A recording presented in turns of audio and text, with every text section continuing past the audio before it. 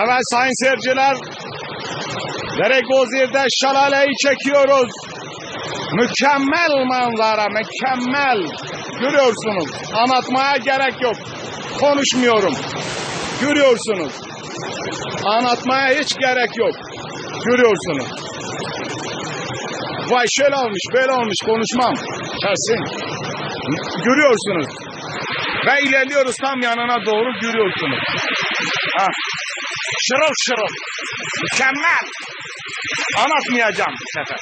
Görüyorsunuz çünkü. Neden anlatayım? Ha. Ve ilerliyoruz.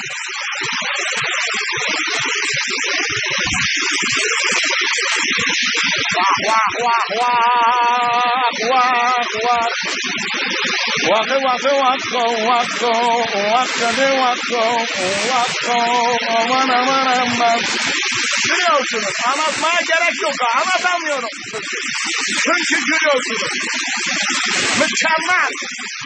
Deregozir Balka arası, yukarı Balka ile Çaktar arası şelaleyi görüyorsunuz.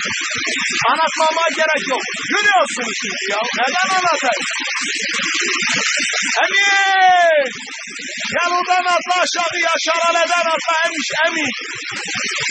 Ya ben sana diyorum gel atla, sen evden çıkmıyorsun ya. Bak gel dibine gitsin, senin önüne bu çıp yıkan ha burada. Ya görüyorsun manzarayı. Diyorum demiyorum evden çıkmıyorsun. Tembel. Yani yanlış anlama ha. Ya sen çalışkansın, mükemmelsin, iyisin, küsmeyesin. Aman ha, küsme yok.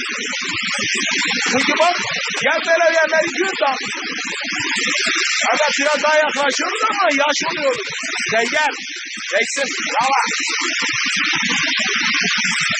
Vay. Vay dedi vay.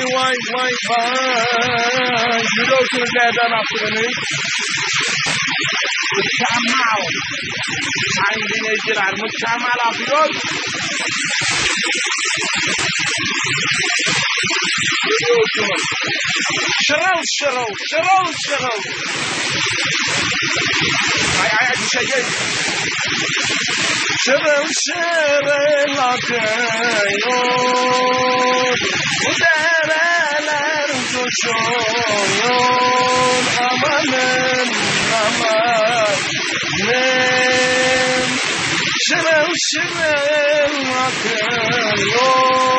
Bu dereler coşuyor. Amanın.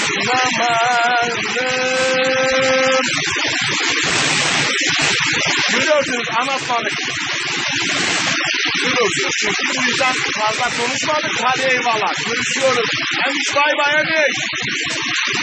Mükemmelsin Emiş, kızmayasın Emiş. Böyle manzaraları göremiş, sana tavsiyem. Tamam.